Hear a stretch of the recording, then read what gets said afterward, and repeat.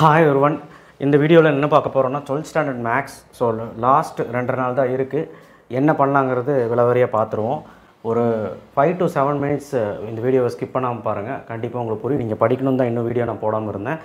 So கண்டிப்பாக இந்த வீடியோவை நீங்கள் எல்லோரும் எதிர்பார்ப்பீங்க. ஏன்னா போர்ஷன்ஸை நிறைய பேர் முடிக்க முடியலன்னு சொல்லிட்டு ஸ்கிப் பண்ணிவிட்டு போகிறாங்க.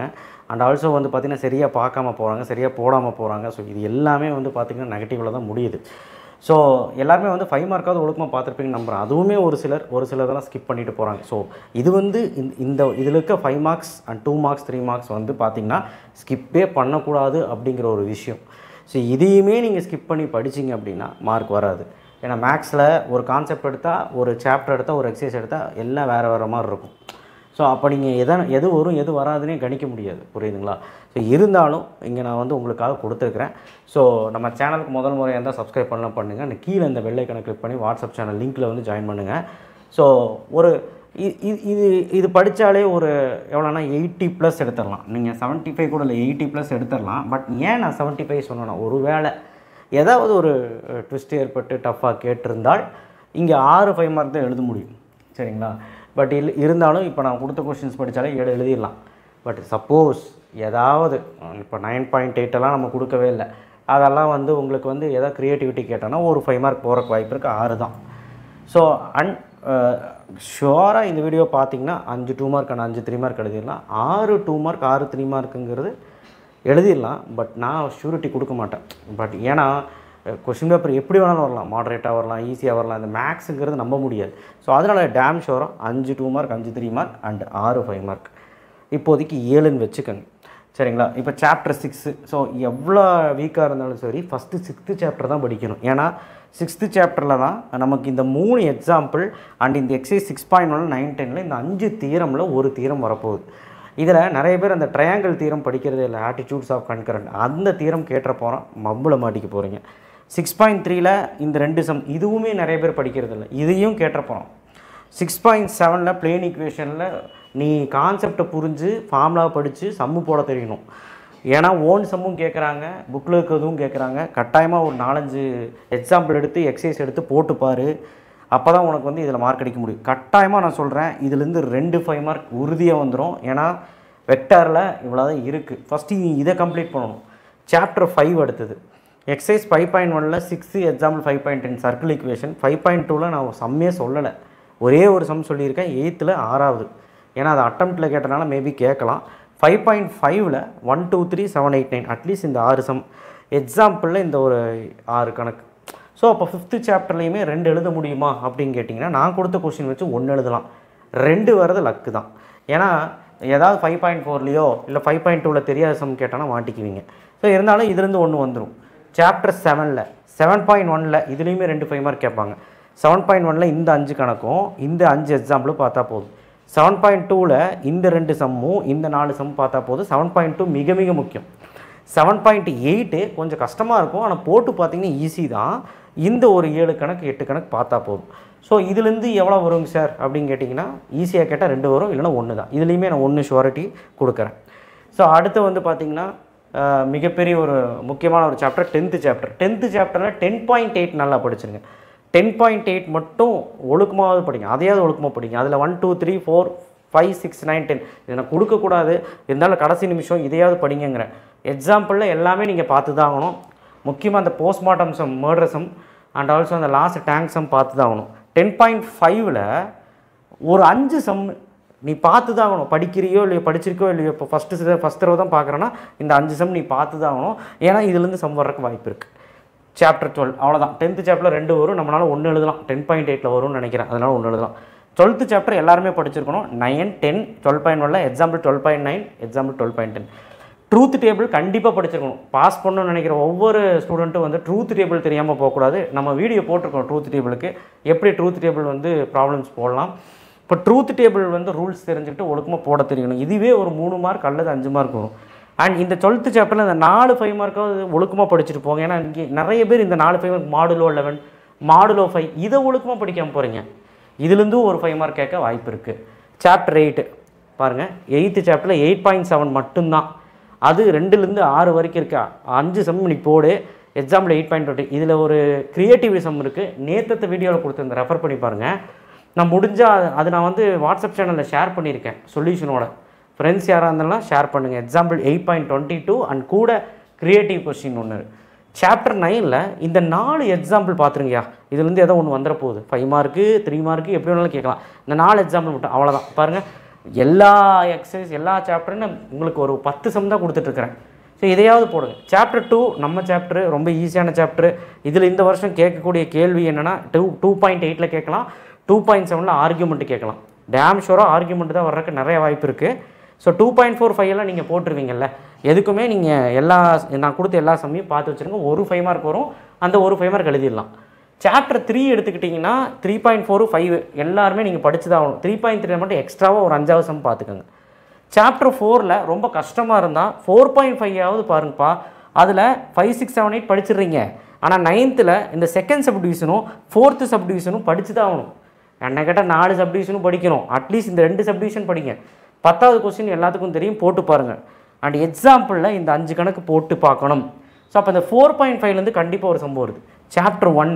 சாப்டர் 1ல் இந்த வருஷம் பாசிபிலிட்டி வந்து பார்த்தீங்கன்னா 1.5 காஸ் எலிமினேஷன் மெத்தட். ஸோ இந்த 4 கணக்கு பார்த்துக்கோங்க. 1.6 லாம்டா மியூ கே ரொம்ப வாய்ப்பு இருக்குது.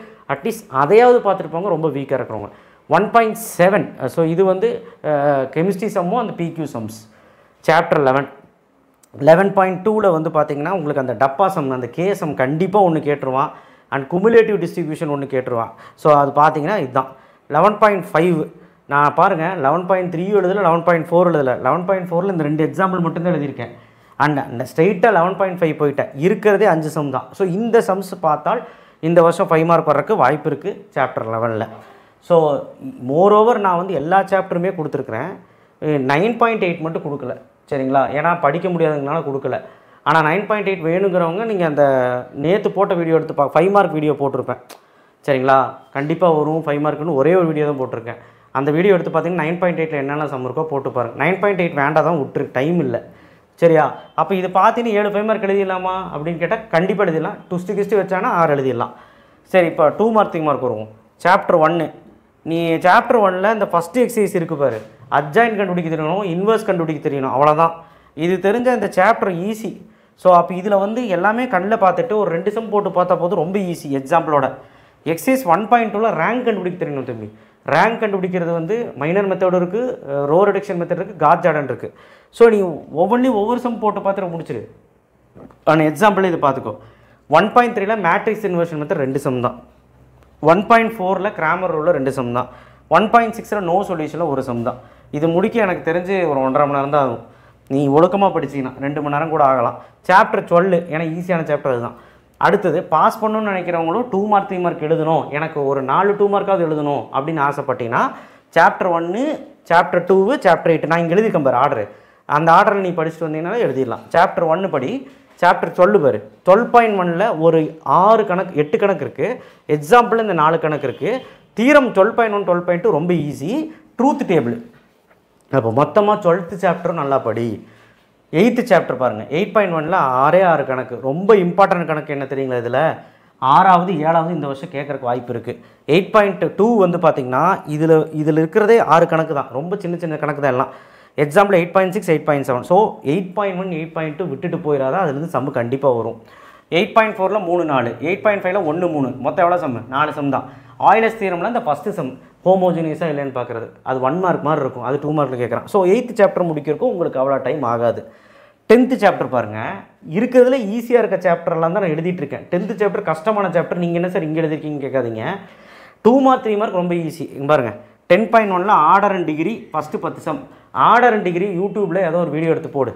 அந்த வீடியோவை பார்த்தீங்கனாலே ஆர்டர் அண்ட் டிகிரி கண்டுபிடிக்கிறது பார்த்தீங்கன்னா அது போதும், நீ போட்டு கூட பார்க்க வேண்டாம், அவ்வளோ ஈஸி ஆர்டர் அண்ட் டிகிரி.